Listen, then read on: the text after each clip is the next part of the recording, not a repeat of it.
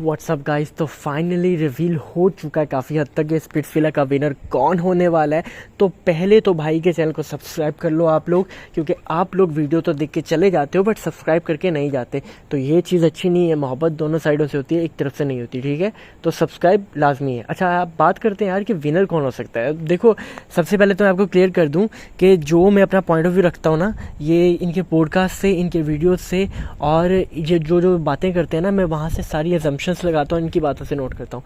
अब शिवित ने, अब सचिन के शो में शिवित आए थे और सचिन का जो पॉडकास्ट था उसमें शिवित आए और उसमें आके उन्होंने काफ़ी चीज़ें क्लियर की। बट उन्होंने आके उसमें सबसे पहले जहाँ पे बात हुई कि यार दिग्विजय के साथ तुम्हारा क्या सीन है, तो वहाँ पे शिवित ने बोला कि यार देख, अगर दिग्विजय, तू, मैं, तुम में से कोई एक बंदा भी मेरा साथ दे देता ना, तो अपन वहाँ पे बैंड बजा देते और अपन शो में रोक करते।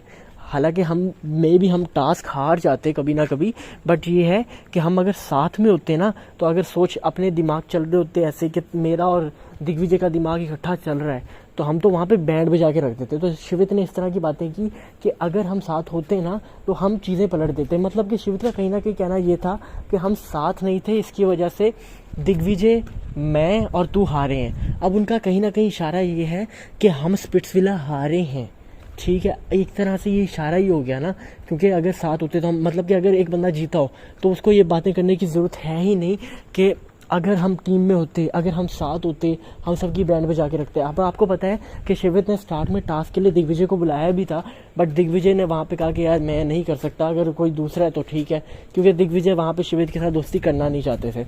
अब उसकी वजह से ये है कि मुझे ये लगता है कि शिवित और दिग्विजय, क्योंकि एक दिग्विजय ने भी बात की थी कि सेमीफाइनल टास्क में मैंने इसे निकाला था, तो हम वहाँ से भी एज्यूम कर सकते हैं कि शिवित को निकाला है दिग्विजय ने सेमीफाइनल टास्क में, और ये दोनों बाहर हैं। और सचिन का, क्योंकि एसबी को ये वैसे ही निकाल चुका है, तो शोभिका और सचिन का आगे आके जीतना शो, ये तो बिल्कुल ही कोई अजीब मोमेंट है, क्योंकि हम इसको एक्सपेक्ट कर ही नहीं सकते कि शोभिका और सचिन आके शो में जीत जाएंगे।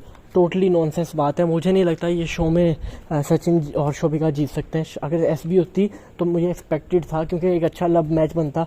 इनका तो बनना भी नहीं है भाई, और ये ओरेकल के आगे जाएंगे भी अगर तुक्के से टास्क जीतने के बाद भी, तो उसके बाद भी बाहर हो जाते हैं। तो सचिन की गेम मुझे यहाँ पे बहुत ही डम लग रही है। अगर शोभी के साथ आगे जाके चला जाता है तो हो सकता है इसके लिए कुछ चीज़ें आसान हो जाए, बट अभी तक के लिए सचिन की गेम बहुत पुअर है।